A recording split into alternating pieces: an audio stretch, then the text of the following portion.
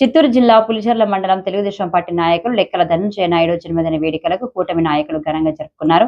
పుంగనూరు నియోజకవర్గం ఇన్ఛార్జ్ చల్ల రామచంద్రారెడ్డి ధనంజయ నాయకుడికి పుట్టినరోజు శుభాకాంక్షలు తెలిపి కేక్ కట్ చేయించారు. ఈ కార్యక్రమంలో పులిచెర్ల మండల కూటమి నాయకులు పాల్గొన్నారు.